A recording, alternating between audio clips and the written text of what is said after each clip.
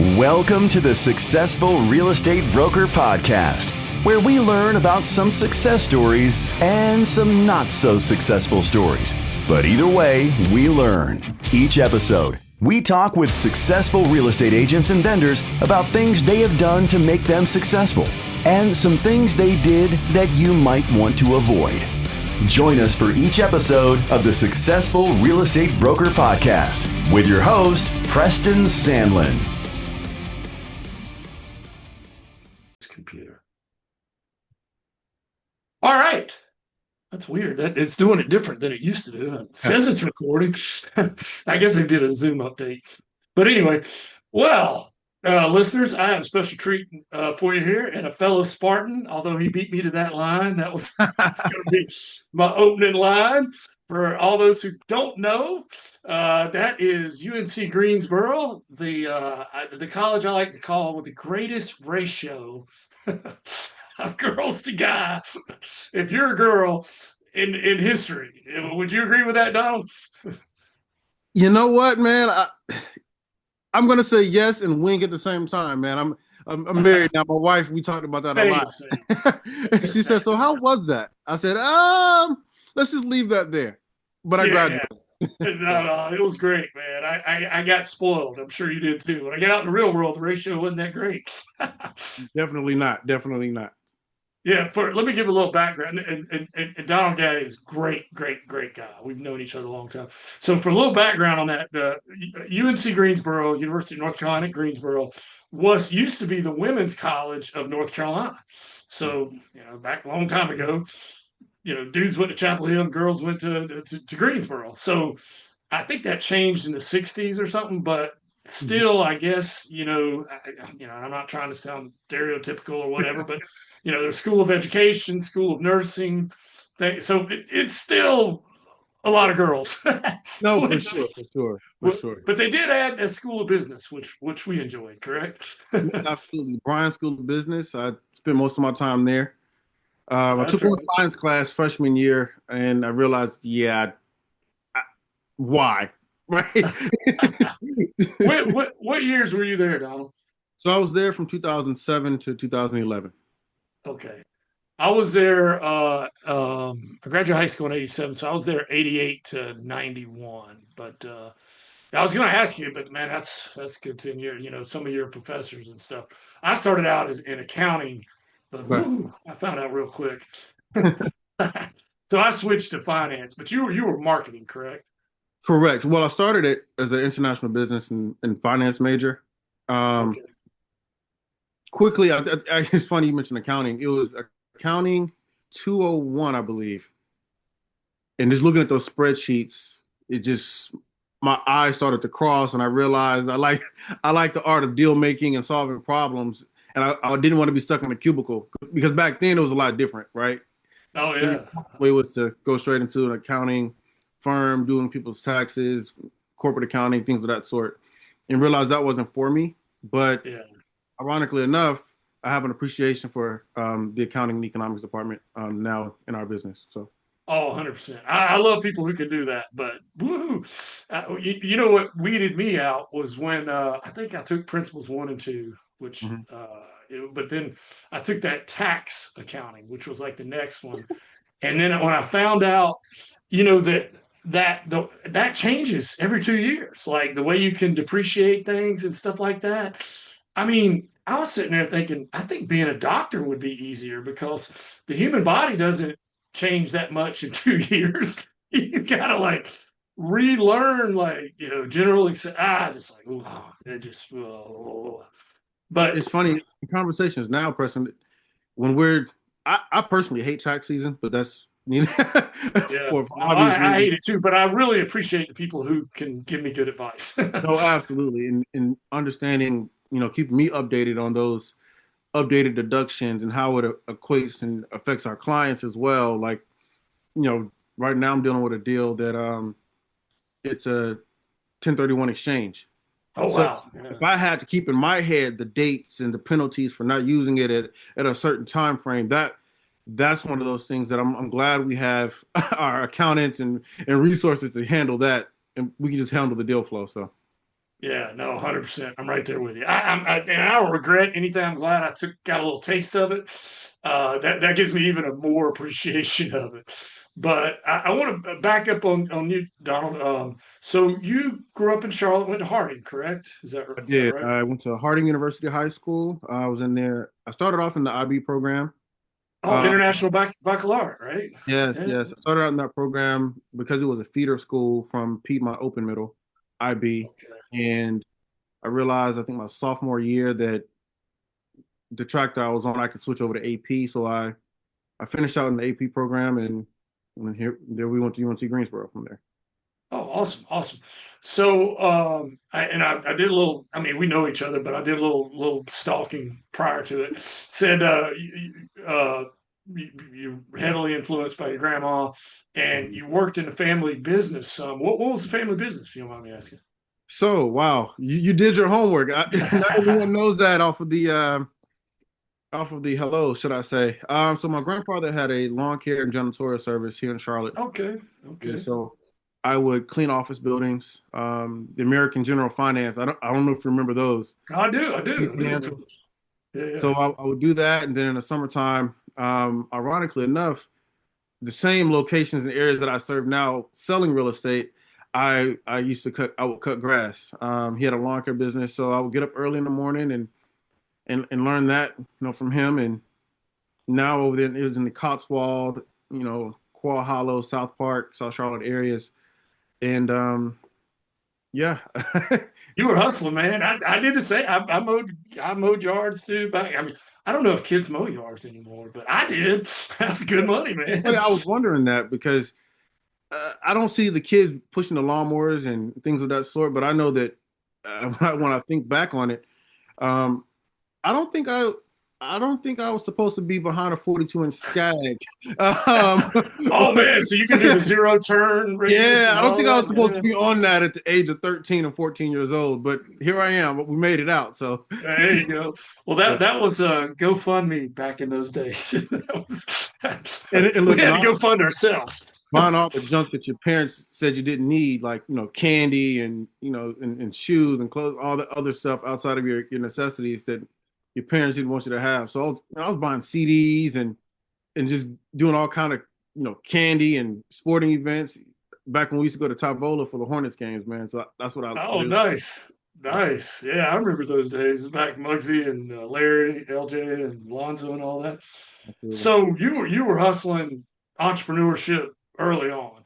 So Mhm. now you got out of college and I saw, did you work for Brooks Brothers for a while or did I read that wrong? Or? Yes, I did. So it was kind of an overlap. I worked at Northwestern Mutual. I did their internship program Okay. right there on Carnegie here in Charlotte and South Park.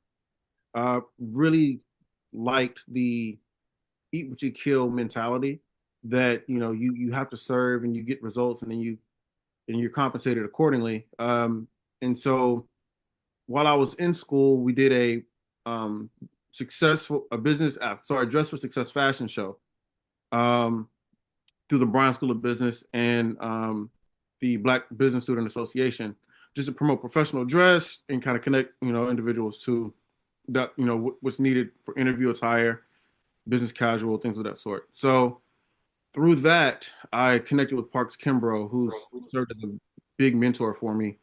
And he offered me a job while I was, finishing up school.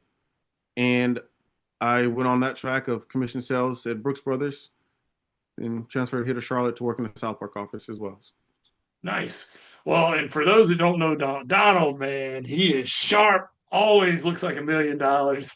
And I don't know if you should take fashion advice from a guy who wears crazy pants, but Well, you might need to. So yeah, man, I admire the style, man. You're always, I do like, you should have your own GQ magazine or something. So, Donald, how did you? And I'm sure you took taken probably all these entrepreneurial experiences, retail, sales, hustling, and parlayed it into real estate. But how did you? How did you? What got you into real estate in the beginning? um, so I did the math. So from one, my aunt, she also was a UNC Greensboro alum, She Oh, was a wow. she was a real estate agent with Keller Williams in Georgia. So Okay. we talked about it. It was one of those things that was in the back of my mind, but it wasn't until I was working at Brooks Brothers and we had real estate agents that would come in, with various firms and just having brief conversations as I'm servicing the client, giving that experience.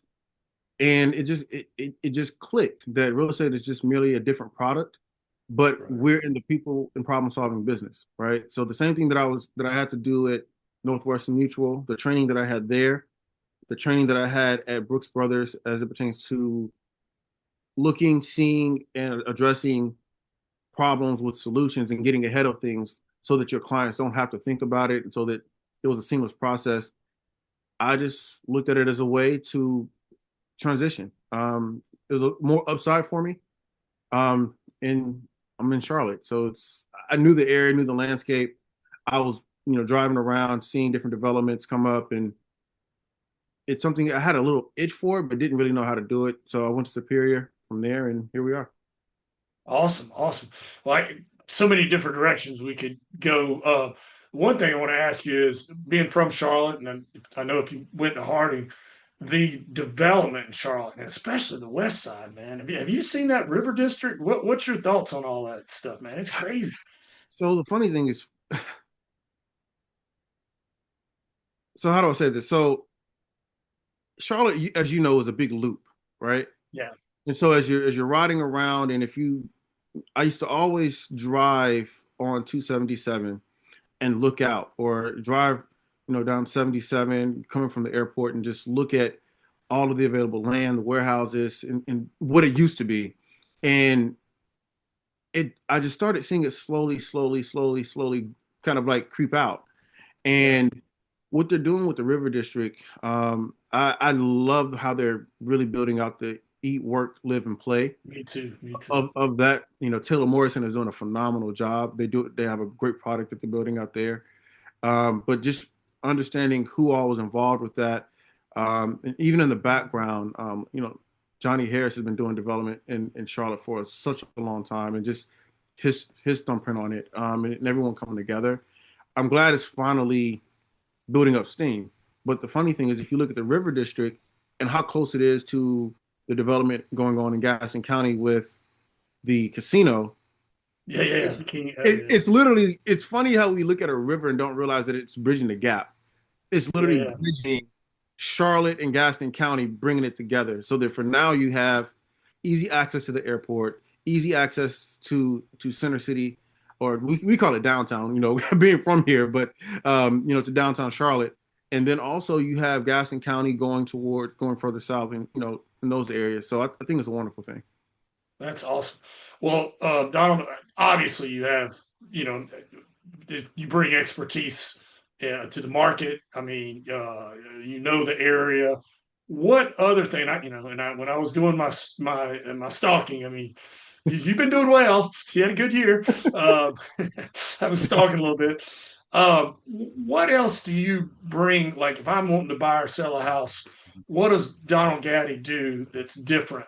I mean, besides, obviously knowledge of the market, what else do you bring to the table?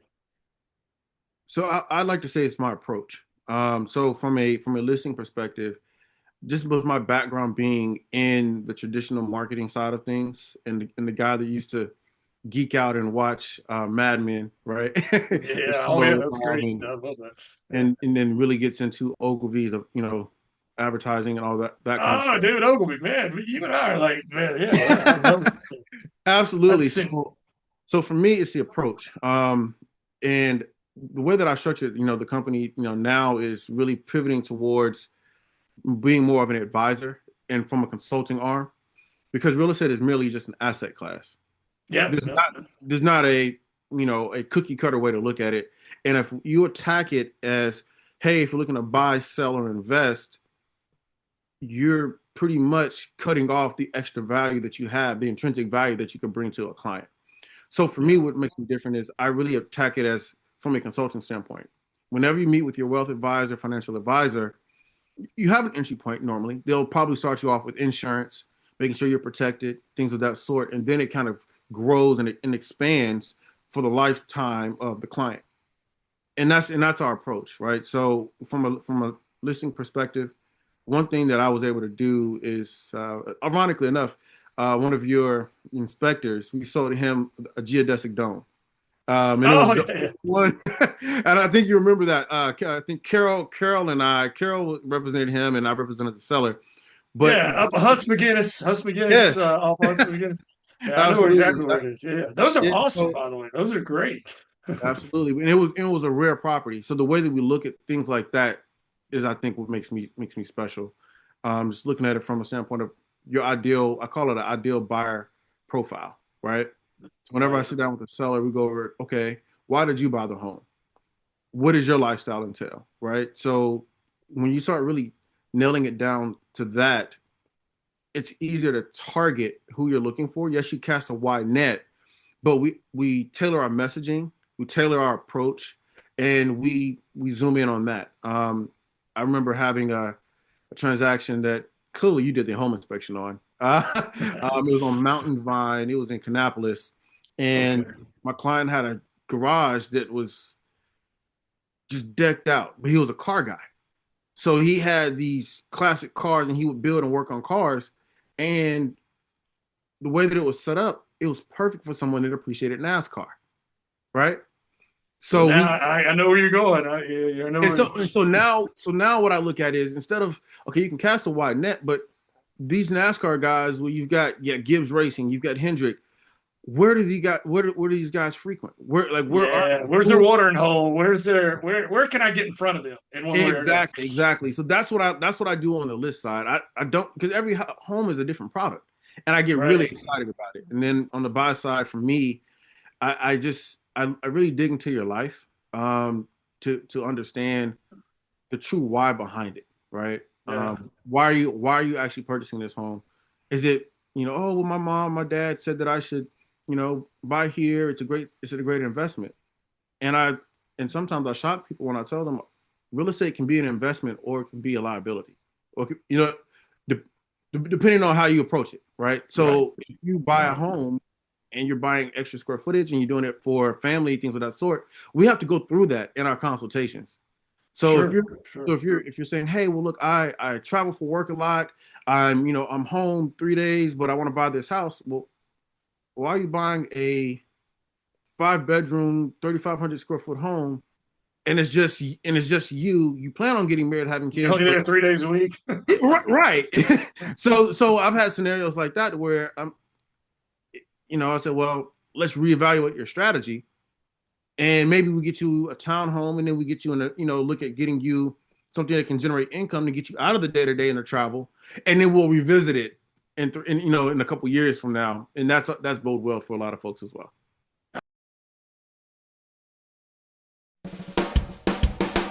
Hello, I'm Bill Gallagher with Superior School of Real Estate, and I'm here with Preston Sandlin of Home Inspection Carolina.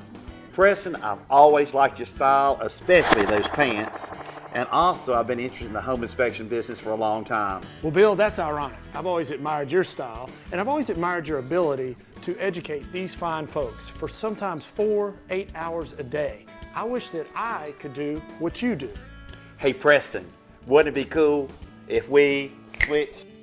Preston, we sure got what we wished for, buddy. We sure did. And now that you're the expert, Bill, you are wearing the pants, and I'm the instructor and the educator. Tell us what Home Inspection Carolina is doing these days to make the home buying process easier for realtors and home buyers. Well, Preston, all our home inspection reports now are online for the real estate agent and the client to review the report online and to be able to create a repair list basically online by either clicking repair, accept, monetary compensation, and once they prepare the request, they can then press email, text, or print right then. You mean it's all automated, Bill? Absolutely, we are high tech. Wow. What else is Home Inspection Carolina doing different these days? Well, Preston, we're training our home inspectors to be non-alarmist. We are training them to put things into perspective and to simplify the message for the homeowner. Non-alarmist is key, Bill. You remember those days of the 100-page reports and those 3-ring binders that would just go on and on and on, la la la la la la la. Thank you for being a good non-alarmist. And Preston, one more thing. We fix the small stuff for free.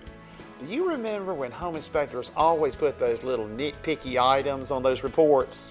Oh, bless their hearts. Well, at Home Inspection Carolina, if we can fix it in 5 minutes or less, we do it for free. We're better with a caulk gun than a keyboard any day. We just fix it. You mean there's no cost for this, Bill? Preston, it's free.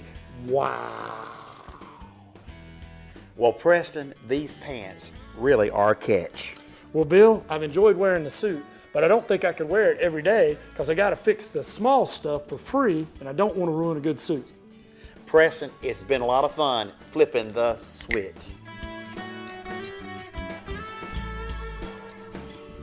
Oh, that's awesome. And I love the way you approach it. You know, again, every time, like so many directions I could go, but you know, now I don't do as many inspections as I used to. I mean, used to, I did them all myself way back. And one thing I learned, Donald, you know, going back to your NASCAR, your guy with the classic cars or whatever. One thing I learned, like, because, you know, when you're in real estate, you know, or home inspection or something, you're in people's personal space, you know. And one thing I kind of figured out, every guy is into something. You know, I told my wife this. I was like, well, you know, all guys up until they got married, their thing was chasing women. Well, they can't do that anymore. So now they got to get into golf or classic cars or motorcycles or you know, bicycling or something. They got to find a new thing. You know, or at least, you know, if they want to keep their marriage, they do anyway. And it's funny, you know, you have, you know, some people into horses or something, but you're brilliant in. And speaking, it's like that geodesic dome. You know, when you have a house like that, and you, like you said, your words, you could cast a wide net, but you know there would be a more effective net towards people who would be in the market because they're looking for something like that, which is brilliant. And I love the fact that you help people with investments and stuff too, because you know, I don't know, I've read somewhere and I've seen it, I firmly believe it, like 70% of the millionaires, of course, millionaires not what it used to be, but you know, have it from real estate because the value of real estate goes up. So many questions. But let me ask you this: what would be how you've been in real estate a while now? So there's a lot of people, you know, that take the real estate course, go to Superior, go to the one downtown, close to downtown or whatever. And I sponsor a lot of, you know how they have to do that new agent orientations. And I've learned, you know, there'll be like 80 people there in the audience. And, you know, there'll be about 3 or 4 rock stars in that group. And there'll be 20 or 30 that do okay. And there'll probably about 50 or so that wash out, you know, in 2 or 3 years. And you've obviously survived, thrived, and been successful. What do you think the difference is? Or what is there a secret sauce, secret ingredient? What do you think? So I don't think it's a secret. It's more understanding like who you are and where you are. And by that, it kind of goes back to even how I approach listings, right? Your ideal buyer profile, right? And so in business, we talk about ICPs, your ideal client profile. Well, people you can smell a stench of somebody that just wants something from you, and it's not authentic.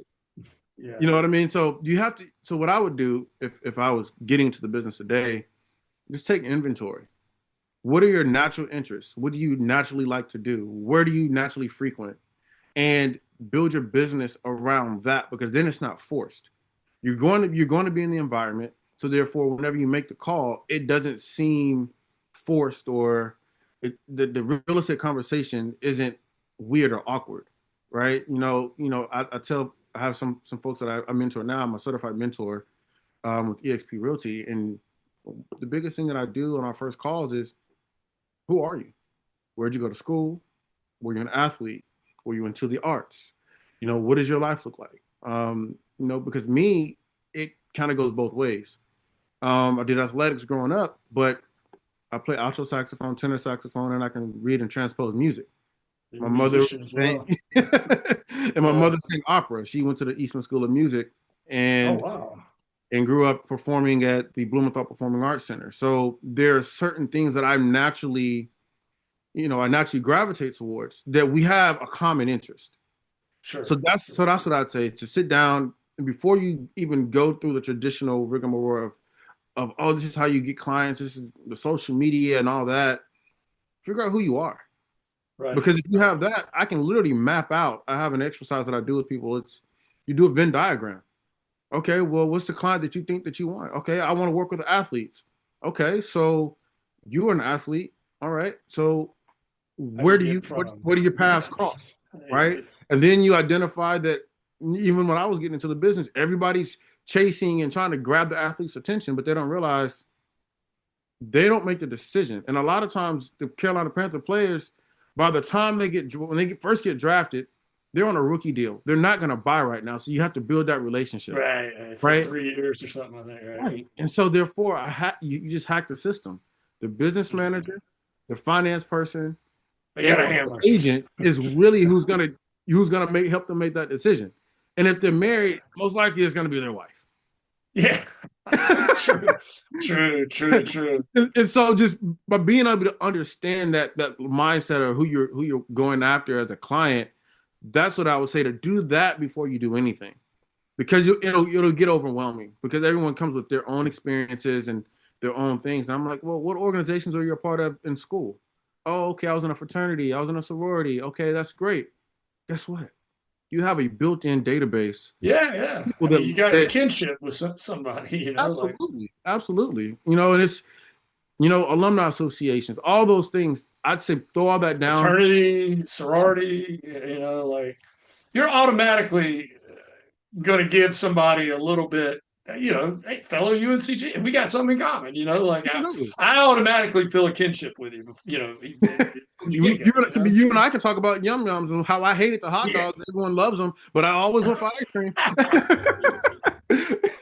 Did you ever go to Daddy O's, or was that already gone by the time you got there? The nightclub or Fuzzy Ducks or? Well, so it's funny. I think they changed the names. It depends. So if you tell me the location, they probably change the names. Like I know Natty Green's a brewery and everything on Green Street. Natty Green's good. Yeah, so we Spring Garden Bar and Grill. Yeah. Absolutely. Lucky 32. Did you ever go to Lucky 32? Was it Lucky 32? No, I don't remember Lucky 32, but I think Spring Garden turned into Jake's, if I'm not mistaken. On campus. Is that kind of where you Spring Garden? Yeah. And what was was Adams Bookstore, and then it was you remember the corner store back in the day, man? You could get a dozen roses for like $6. Preston, we gotta have to do a part 2 to this interview and really dig in there, man. You were the ladies' man back at UNC. Well, man, $6, dude. Like you could be Don Quixote. I think was it on Tate Street? I think it was on. Tate Street right there. Yeah, that was kind of like the little commercial street there. And there was pizza place over here. There was Kinko's. Yep. I'm trying to remember how in my mind the YMCA was a little bit down further on the right there. But man, it was good times, man. I loved it. But now I think it's closed off. Used to you could kind of drive through, but I think so many business people would drive through to see the co-eds that they closed it off. But anyway, let me now that I've taken us down a rabbit hole. Let me ask you this, Don. What do you think? I mean, you're pretty on top of it, man. You're spot on. Your mentor. The big shiny object right now is AI. How do you feel about that? Like in real estate in general, what do you in future? What's your thoughts on that? Just curious. I love it. But just like with anything, too much of it can be a hindrance, right? So it's all in how you use it and purifying your motives. I think it's great for operations. I think it's great for speeding things up and helping people to focus on being more client focused. But I also believe that it's going to start to weed out individuals who rely on it versus those who just use it as a tool. Right. I agree with you.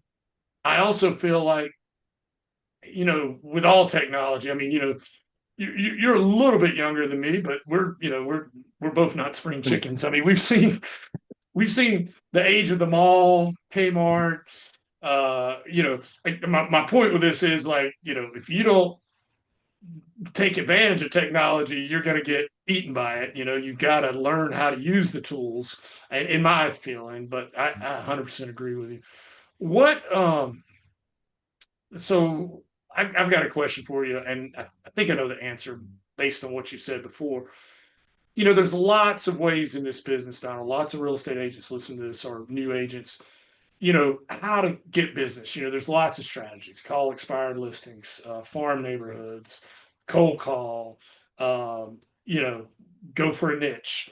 Mhm. What, and I honestly, I think they all work to some degree or another, but there's different personality types and whatever. If I was a new agent coming to you and, Donald, man, how do I become successful? How can I get business? What would you tell me? I would tell them what my business mentors told me: solve a problem, right? And so it depends on where you are, right? Because we have new agents that get into the business that have all the time in the world, but I didn't. Um, Chip Walton, man, I'm forever grateful for Oh him, yeah, man. I love Chip, man. Chip's Yeah, good. so he'll tell you. Yeah, it's funny. Chip Chip and I, he was my coach starting out, and I was frustrated, and he told me, he said, "Don't worry about doing everything perfect. Get into action." Right? So what I would say is compress your schedule to where it's anywhere from, I would say, 2 to 3 hours of lead gen, and then an hour of appointments, right? So you can literally get into the business with a 4 hour day. See, because I worked retail, I was still working at Brooks Brothers initially, But and you were so being more impactful in that amount of time. absolutely. So for me, solving a problem is expired listings had their hand raised, and my background, I was used to rejection as it pertains to no, just means they need to know more, Right, right, right. or just not right now, right? And so if I'm able to solve a problem, you're inclined to want to work with me. So work with what you have, solve a problem, and do an assessment of your current life and make it fit, right? If you have kids, I mean, hey, it may be that you start off and your simple recipe is, okay, get the kids off to school. If you work a 9 to 5, that's fine. Your time may be on the weekends. You're hosting open houses, and then you're going with an approach to get listings. That's how I got my first listing. It was from an open house. I just reverse engineered. I like it. I like it. I Everyone's, like oh, it. I'm gonna get all these buyers from open houses. Maybe, but I just use it as a way to get listings from open houses, compress my schedule, and I was able to do that by cold calling in the morning from 8 a.m. to about 10:30. Then I'll do some follow up, and then I had to go to work at Brooks Brothers at 12:30, and then on the weekends, I would host open houses on the time that I didn't have to be at work. So Well, it sounds. I like what you said. You're compressing your time, making your time more impactful. I love it, man. I love it. There's so many gold nuggets there. But let me switch gears on you here for a second. Hey, Dole, there's something else I want to say too. Um, I love what you said about. Um, well, let me back up a second. I always tell my kids, I said the average person knows 250 people. So no matter, be nice to everybody, because every single person you meet knows 250 people. I mean, this comes from Joe Girard, old school, supposedly was the greatest salesman in history or whatever. But he went to like funeral homes and wedding. The printer who printed invitations for funerals and weddings said, "How many do you print on average?" 250. So he deducted from that the average person, their net is 250 people. So if you think about it, every person you meet knows 250 people. So don't ever write anybody off, mhm. because I guarantee, somebody in their network needs to buy or sell a home. And then I like what you said, that no means not right now. Because if you think about it, what the average person buys and sells, what is it, 5 to 7 houses in their lifetime or something like that? They say that the movement cycle is 3 to 5 years, but what I've seen personally is there are a lot of life changes that could speed that up. Yeah. Well, During new COVID, kid, a kid leaving college, mhm, divorce. I mean, we hate that, but absolutely. they're selling the house. I can tell you that. It's You funny. know. My biggest referral sources um, are people that were just really, really tapped in. My aunt, and various family members. So if you can so it's funny. If you can solve a problem, sometimes it may be unrelated to them buying or selling a home. People remember that, and it's just what you said. Just be a person of value. Yeah, yeah. No, I can't tell you how many times that's paid off for me. And I'm trying to teach my kids the same thing where I'll get a call from somebody and they're like, so and so gave me your name. Mhm. And that person, I just had a conversation with them. And, if you're nice and helpful and bring value to them, even if they don't need your goods and services, there's probably somebody in their circle who does. So all right. Absolutely. Well, I don't want to hold you up. I know your time's valuable. So quick game, and then I will have one last question, and I'll let you go. So this is this or that. I give you two things, and then you pick one. So Okay. this is get to know Donald a little better. All right. LeBron or Michael? This is how you're gonna start it, Preston. I'm bald, so everyone would think I would say Michael. But I met LeBron. I met both. I'll go LeBron. LeBron. Dog or cat? Dog. Netflix or YouTube? YouTube. I love YouTube too, man. It's like YouTube University. I got them up on both Absolutely. screens. Anything I want to learn, I can. Would you rather have a phone call or text?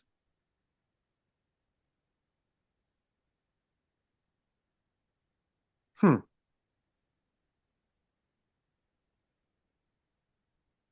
Text. Text. Yeah, I'm I'm just right being there with you. consistent. I thought about phone call, but yeah. I like text because you got time to respond. You got time to think about. Phone call demands your immediate. I mean, I like them both, but I do like text a little bit better. iOS or Android? iOS. Man, The green I'm bubbles. I'm the guy. I'm the guy. I'm the green text. Uh, Big party or small gathering? Small gathering. Beach or mountains? Hmm. Both. No. Beach. Beach. Yeah, I'm beach too. Football or basketball? To watch or to play? Uh, I guess It's March so. Madness, man. It's Watch, March Madness, and watch. the Hornets are good as well. So let's go. Let's go basketball. Yeah, I mean, yeah, the Carolinas does have more of a basketball, Tobacco Road and all, history and all that. What's worse to do, laundry or dishes? Dishes. Yeah. Would you rather wear tennis shoes or flip flops? Tennis shoes. Amusement park or a beach? Mm. Beach. Coffee, hot or cold? Hot. Book or ebook? Like old school book or ebook? Would prefer old school book, but these days I have to get it in the car. So I go, but I prefer old school book. Yeah, I tell you, man, I love audio books. Right, right. But that's what Pittsfield I have University. now. Yeah, you can So even normally play. I'll get both. I'll get You can both. So I play. read it, and then in the car I can listen. So I keep it. Yeah, you can listen to stuff on YouTube in your car too. I mean, if it Thing doesn't. is, I'm rereading this, and it just happened to be sitting right beside me when you. Oh yeah, that's a good book. That's a good one. When you're asleep at night, fan on or off? Off, but air on 65. Man, that's like my wife, man. It's funny. When we first got married, she was always hot and I was always cold, and now it's reversed, man. She's got it like on 63, and I'm over here. I got extra covers on and stuff. Last this or that question: toilet paper, over or under? Like the beard or the mullet? Over. Over. That's what almost everybody says. except there are a few people that say they have cats, and when it's over, the cats will somehow when it's under, they don't, they'll unwind it. Well, last question, Donald. If you woke up in a brand new world tomorrow, um, hypothetically, you woke up same size as Charlotte, you had all your, your car, your computer. You don't have to buy any hardware, signs, or anything like that. But for some crazy reason, you don't know anybody. Mhm. But you wake up in that world tomorrow, but you got $5,000. Mhm. What would you do with that $5,000 to generate some business? And again, you don't have to buy any equipment or anything. It's kind of an ROI. What's the best use of it? So, because everyone is fighting for the online ad spend, I would do the opposite. So I would invest in organizations, affiliations, um, and data. So you can get the expired leads, right? Because we know they have a problem that you can solve. Invest in organizations that you can join. So therefore you have a commonality, common interest, and it constantly puts you in front of people. Um, that's where I would spend most of the money on things of that sort and events. That's good. That's good. I like the way your thought process is. A ton of people are spending money over here, but they're not. Because I'm really into marketing like you, and I can tell by some of the names you're aware of. And there's a school of thought, man, that's still like, so many people are into the AI, and there's nothing wrong with that. The AI and all the new, just direct mail still works, and It's funny you there's say not much that. competition either. Say that. My wife and I were talking about redoing the stationery and the handwritten notes because when everyone asks me, well, why aren't you doing more on social media? When we have these conversations, oh my gosh, we'd love to. I need to do it, but my person to person, FaceTime, if you will, is more important. Yeah, So for me, I have to, and I guess I would add to your question about the $5,000. I would also invest that into someone to help me with content, right? Because I'm just not, I'm an organic guy. I'm not going right. to sit behind my computer and just craft out things. But in a dialogue like this, which is very, very, very much so needed, I would do that all day long and just have somebody to capture you solving problems. People want to have you, they want to know that you can solve their problem. That's it. Yeah, They like a don't care. videographer, or Yeah, even a VA type that could. for But sure. Yeah. So like I would use some of that budget for that, right? And really just be a valuable asset to the community that you're trying to attract. So awesome, great stuff. Well, Donald, thank you so much for your time. You've given a lot of gold nuggets for all the listeners out there who got value. You did. Let's go give this guy some love, some likes, follows, whatever the platform is. So tell us all your platforms, Donald. How can they find you, like you, love you, follow you, and all that stuff? so I kept it pretty simple. On Instagram it's just Donald Gaddy the Roman numeral 2. Okay. Um on X, I believe it's the same Donald Gaddy II. But if you just search Donald R. Gaddy the second, it should all come up. Cool, cool. And is there an email or something if they wanted to follow up with you or find more or learn more Absolutely. about you or maybe become a team member of yours or something? How could they Yes, absolutely. So it's Donald at GaddyInternational.com. Donald at GaddyInternational.com. Awesome, Donald. Well, man, it has been fun. I mean, we could talk all day, but I know it. No, I'll I, say this before we get out of here. High Point University had a great run this year, but next did year, it? because we have a new coach, I'm calling it now. Go Spartans! We will be back in the dance in March. Nice. Yeah, the UNCG coach went to UNC Charlotte, didn't he, or something? Or So Wes Miller was the coach a couple years ago. He's not okay. the most recent coach. I don't think. Oh, okay. But the Spartans have made a couple of appearances, and they didn't get embarrassed either. I mean, No, they've actually had a good showing. So absolutely. So I predict within our lifetime they'll make the Sweet 16. How about that? you know what? They're gonna start knocking on our door for some of that NIL money, but that's a whole nother conversation. Yeah, I know. I keep trying to hide from them, but they keep finding me. There you go. All right, Donald. Well, thank you so much. Absolutely. Thanks for having me, Preston. You've been listening to the Successful Real Estate Broker Podcast with your host, Preston Sandlin. Join us on the next episode where we'll be talking to a successful agent or vendor about the right things to do and the wrong things you should avoid. Join us on the next episode of the Successful Real Estate Broker Podcast.